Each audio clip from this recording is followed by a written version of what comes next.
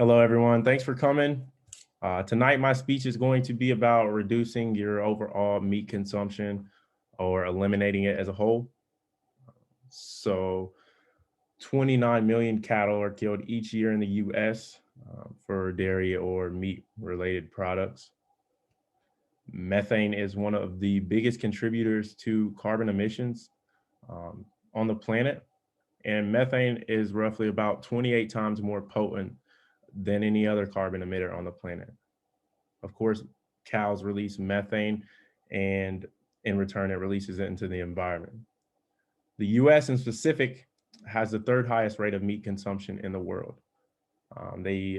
We on average eat about 315 and a half grams per person per year.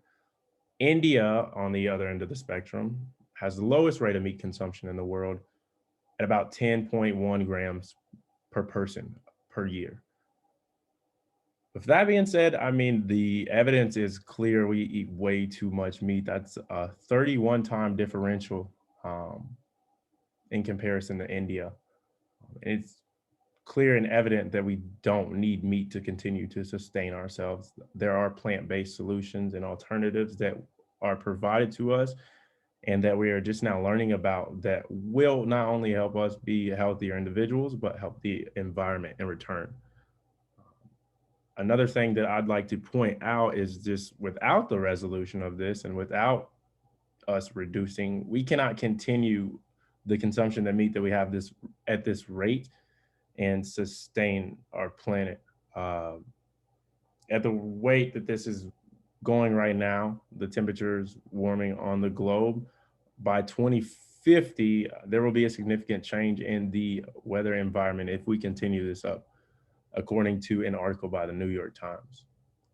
So my projection, my statement or call to action, I guess, would just to be for if everybody could reduce their consumption of meat even by a fourth or a third, we could significantly reduce our carbon footprint on the planet. And I think that it is our job as a generation and as a people as a whole to do that so that we can provide stability for future generations.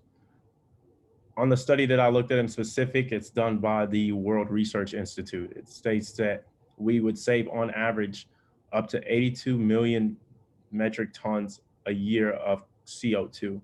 And to put that into perspective, the carbon rainforest, Congo rainforest, excuse me, sequesters about 600 million metric tons of carbon emissions a year. And that's only 1/3 of the transportation emissions of the US, not anything else.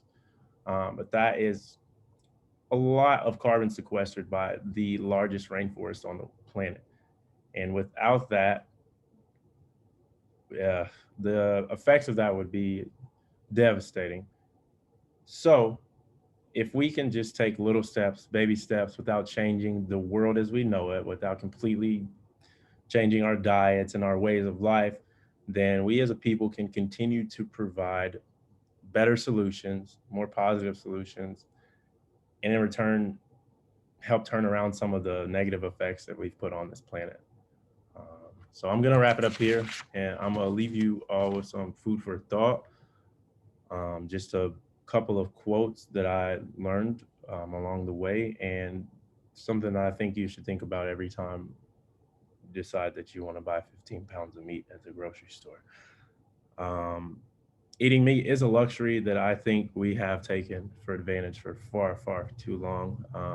That's a luxury that comes with a consequence that I think that we as humans are just beginning to understand and take into consideration the gravity of the situation. And I know that me being an adolescent and growing up, a lot of times my dad would often say, everything is good in moderation.